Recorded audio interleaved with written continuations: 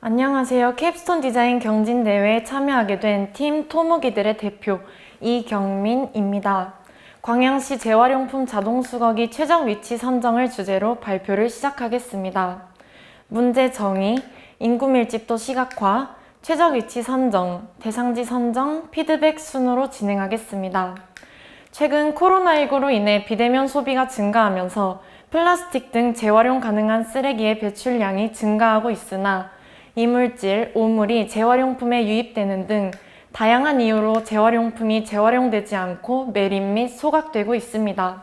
이에 광양시는 수거되는 재활용품의 활용률을 높이고 쓰레기 분리배출에 대한 시민인식 개선 등을 위한 인공지능 재활용품 쓰레기 자동수거기를 도입할 계획입니다.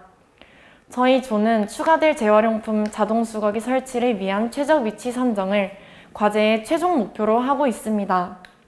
재활용품 자동 수거기인 네프로는 자판기에 빈 캔이나 페트병을 넣으면 인공지능 센서가 자동으로 선별 압축해 분리수거한 뒤 전화번호를 입력하면 개당 10원을 적립해줍니다.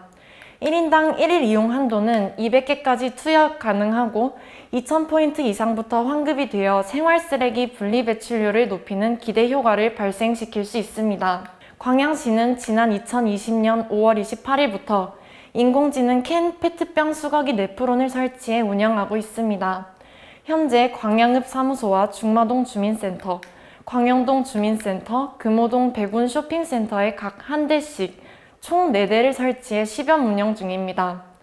광양읍 수거기는 이용자가 많아 수거기 용량 초과로 인한 불편으로 지난 10월 29일 광양읍 사무소에 네프론 한 대를 추가로 설치해 현재 광양시의 네프론은 총 5대가 운영 중입니다.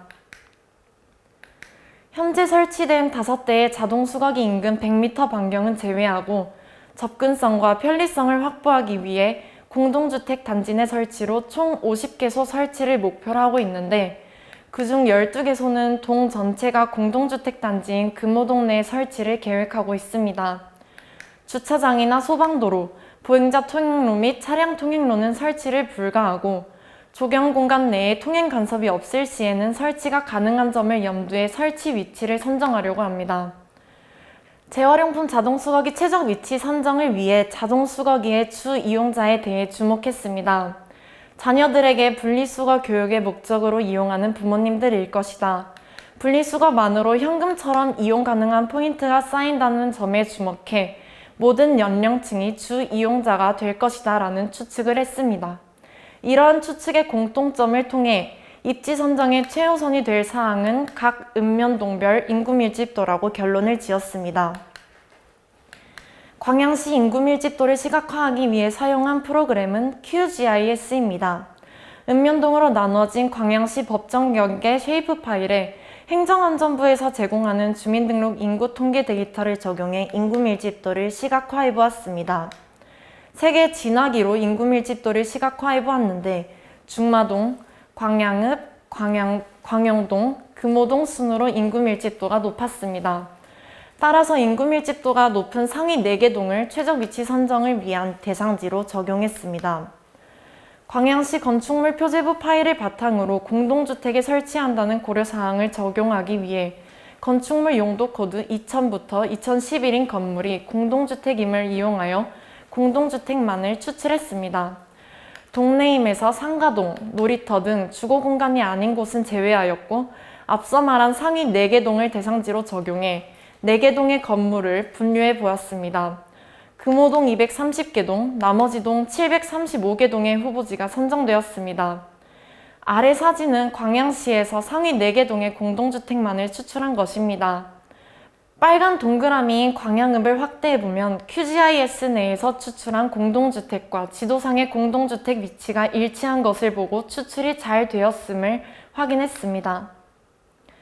비공개 데이터나 데이터 부족 사유로 집적장별 재활용품 통계 등 원하는 재활용품 통계량을 사용할 수 없어 인구 밀집도와 재활용품 배출량은 비례하다는 조건 하에 위치를 선정했습니다.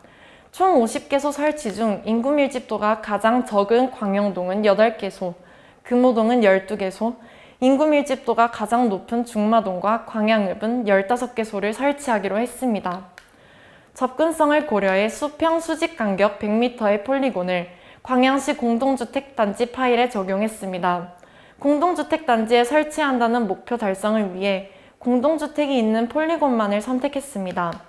폴리곤에 인접한 공동주택의 가구 수가 많은 순서대로 앞서 말한 주차장, 소방도로, 보행자 통행로 및 차량 통행로에는 설치 불가, 조경 공간 내에 통행 간섭이 없을 시에만 설치 가능하다는 조건에 부합한 동별 상위 13개에서 20개의 폴리곤을 선택했습니다.